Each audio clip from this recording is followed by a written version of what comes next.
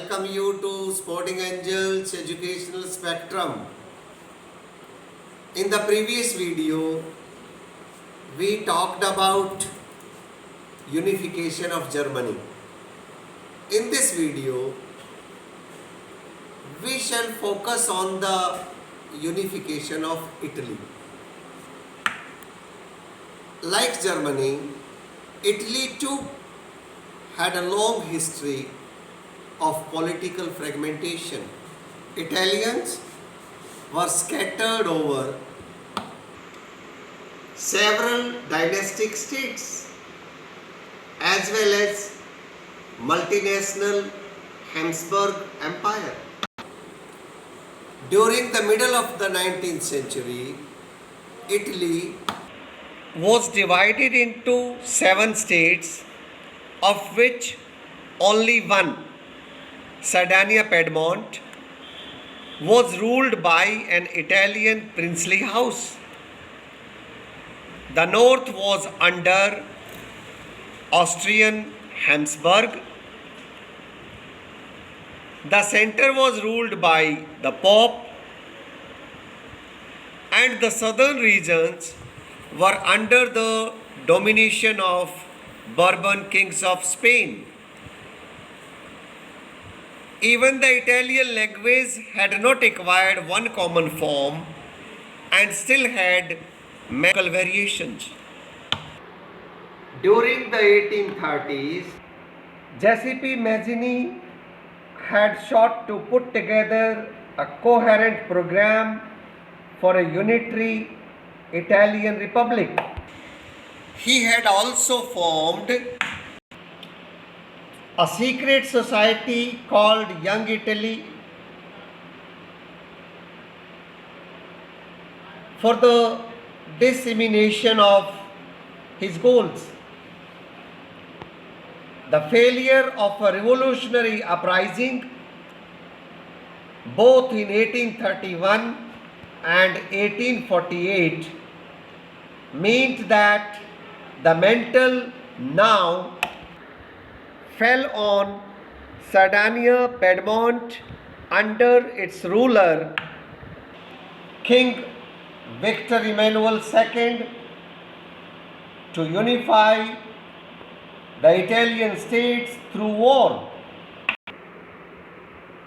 In the eyes of the ruling elite of this region, a unified Italy offered them full chances of an economic development and a political strength.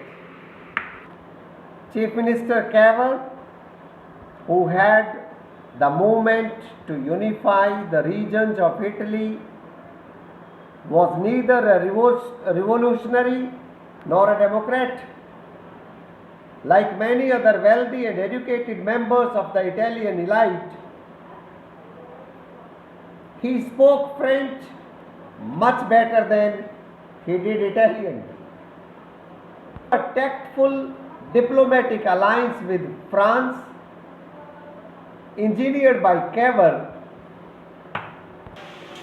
Sardinia-Piedmont succeeded in defeating the Austrian forces in 1859.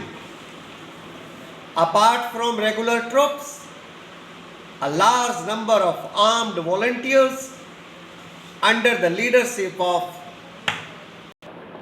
Giuseppe Garibaldi joined the fray. In 1860, they marched into South Italy and the Kingdom of the Two Sicilies and succeeded in winning the support of local peasants in order to drive out the Spanish rulers. In 1861, Victor Emmanuel II was proclaimed King of United Italy. However, much of the Italian population, among whom rates of illiteracy were very high, remained blissfully unaware of liberal nationalist ideology.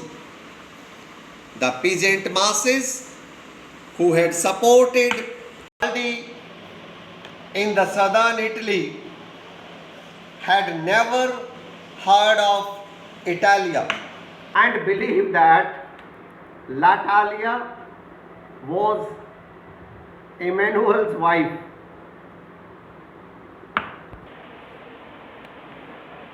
In 1867, Garibaldi led an army of volunteers to Rome to fight the last obstacles to the unification of Italy. The Papal States, where a French garrison was stationed. The Red Shirts proved to be no match for the combined French and Papal troops. It was only in 1870 when during the war with Persia, France withdrew its troops from Rome that the Papal States were finally joined to Italy. So, this was how Italy was unified. See, I would like you to have your eyes on what was in the print those days. Garibaldi helping King Victor Emmanuel II of Sardinia Piedmont to pull on boot named Italy. English caricature of 1859. Thus, the unification of Italy was completed. In the next video, we shall talk about the unification of Britain. Till then, keep watching this video. Stay fit, stay healthy. Thanks for joining.